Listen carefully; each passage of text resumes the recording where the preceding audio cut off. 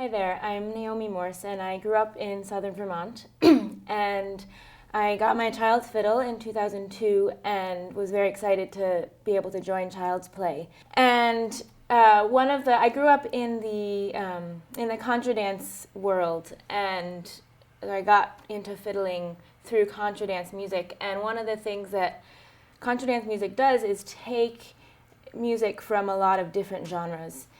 And one of the things that I grew to get very excited about in terms of learning how to play fiddle and learning tunes from different genres was what made each genre sound like that genre. How can you play a French Canadian tune and make it sound like a French Canadian tune? How can you play an Irish tune and make it sound like an Irish tune? And so that's what I'm going to talk about today. I'm going to talk about 4 different genres: French Canadian, Irish, old time, and Swedish. Which, I don't know everything about any of those genres, but I have been excited to figure out what makes those genres sound like them. Okay, so before I go into specific genres, I want to talk about a few main points that I've identified about similarities and differences in the bowings across these 4 genres.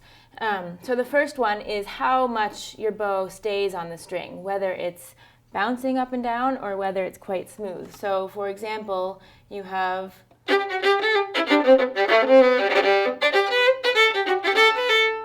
that's quite bouncy. And then I'm just going to play the same tune in a smooth style.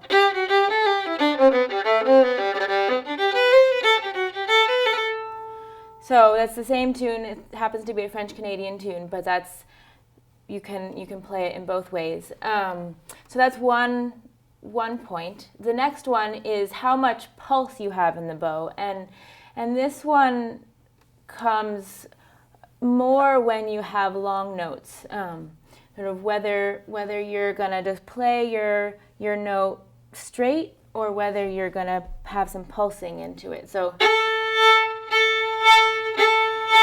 that's the pulsing, and that the pulsing happens more in old time and Swedish music, but there's a bit of it in the other genres as well.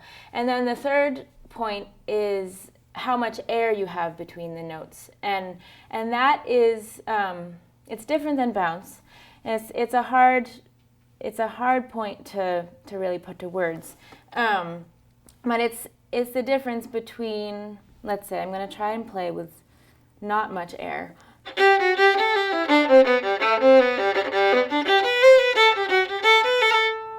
So that's sort of straight ahead, not very much air. And this is the same tune with some air.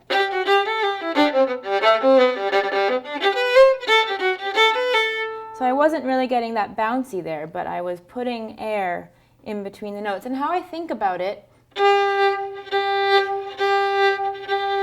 you're at the end of the notes, you're not actually taking the bow off the string, but you are letting up the pressure, slowing down the bow, and almost taking the bow off the string before you change direction, and this is something that you find in all the genres, in part because I think it is what helps make music danceable. And all of these genres, the tunes I'm going to play today, are dance tunes of one sort or another, and I think putting this air into those tunes is part of what makes it danceable. So we're going to go on to an Irish tune now, which are quite different in feel than French Canadian tunes, even though a lot of the tunes can be quite similar. So I'll play it for you first, and then we'll break it down a bit. This is a Paddy Fahy reel.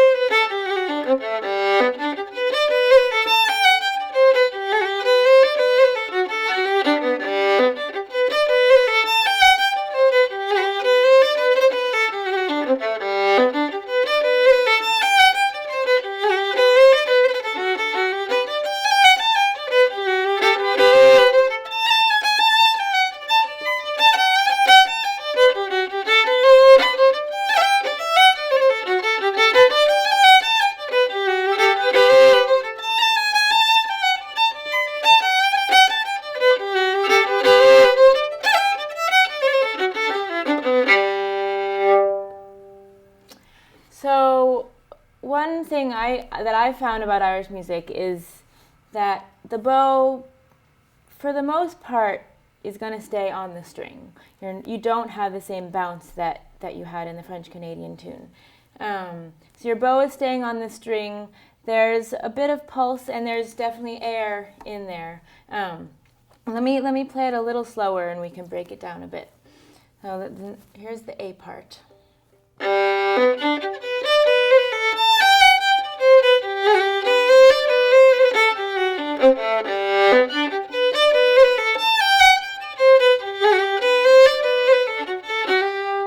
So before I get into the specifics of the bowings, I would like to encourage you to go back to the Childsplay website to watch Sheila Fall's first Childsplay lesson, where she goes into some of the specifics of Irish bowing in terms of what those actual slurs are. I'll just go over one right now because it's one I use all the time. And this is also a bowing I use in French Canadian music and old time music.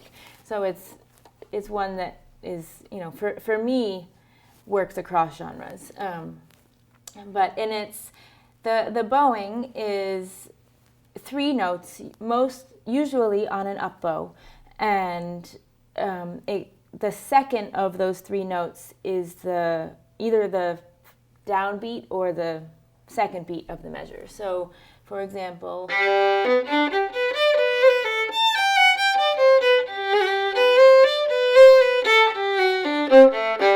so right at the end I did 2 in a row. Those are 2 slurs on 3 notes with tying over the bar line or the strong beat. So as I said before, in Irish music you basically want to keep the bow on the string, and that's, there are always exceptions to the rule, but as a general principle, the bow stays more or less on the string,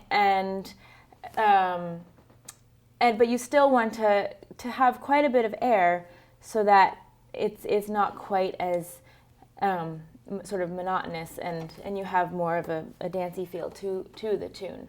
So let's look at where some of that air happens.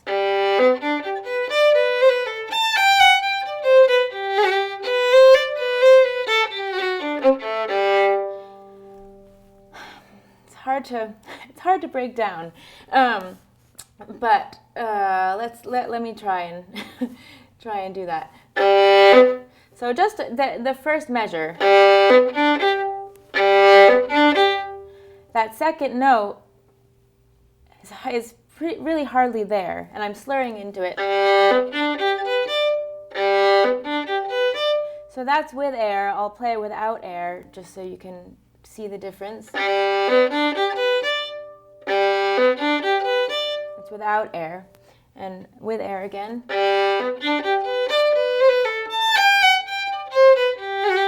So then those high notes, giving some air to that end of the end of the slur. I think that's a theme that you'll see a lot of end of notes. You're giving air to the end of the notes. And when I'm looking at my bow, I can see that the pressure is coming off. Most of the hair is on the string at the moment. At that moment, there's maybe, 10 hairs that are actually on the string. It's still there, but there's very little pressure. And I'm getting ready to change the bow direction. So I'm going to play the tune once more now that we've talked a little bit about the intricacies of that Irish bowing, so you can see what I'm doing there. Okay.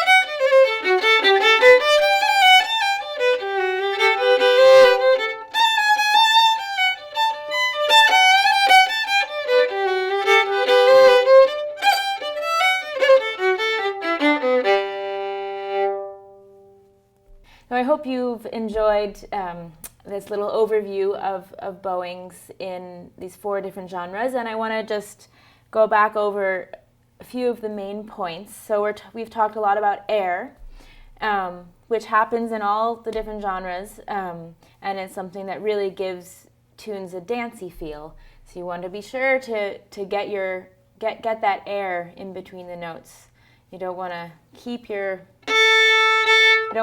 bow on the string all the time.